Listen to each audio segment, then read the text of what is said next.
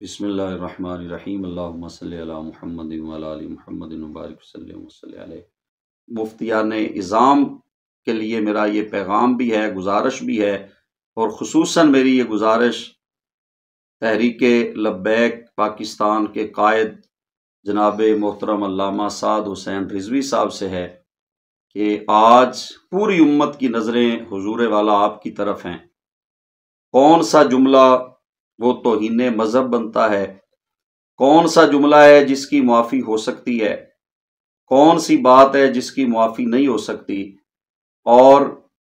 کون سا حکم لاگو ہوگا کس جملے کے اوپر؟ یہ ہر بندہ فیصلہ نہیں کر سکتا، یہ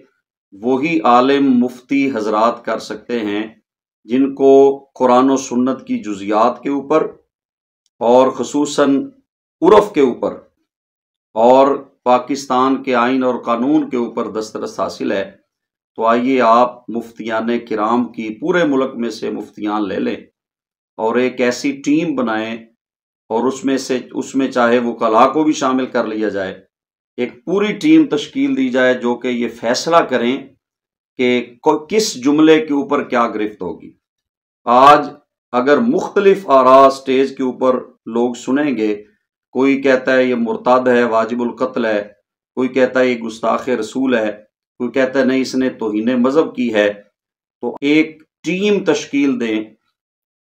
جو ٹیم فیصلہ کرے کہ کون سا جملہ توہین رسالت ہے اور کون سا جملہ توہین مذہب ہے،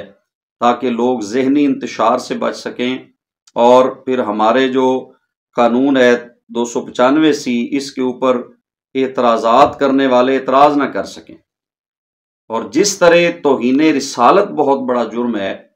میں سمجھتا ہوں کہ اگر ایک بندے نے توہین رسالت نہیں کی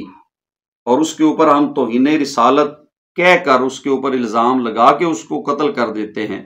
یا اس کے اوپر توہین رسالت کا مقدمہ دائر کر دیتے ہیں، تو یہ بھی بہت بڑا جرم ہوگا۔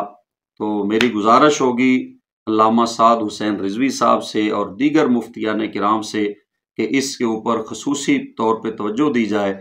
تاکہ ہم سرکار کی عزت و ناموس اور پاکستان کے آئین کا تحفظ اچھے طریقے سے کر سکیں۔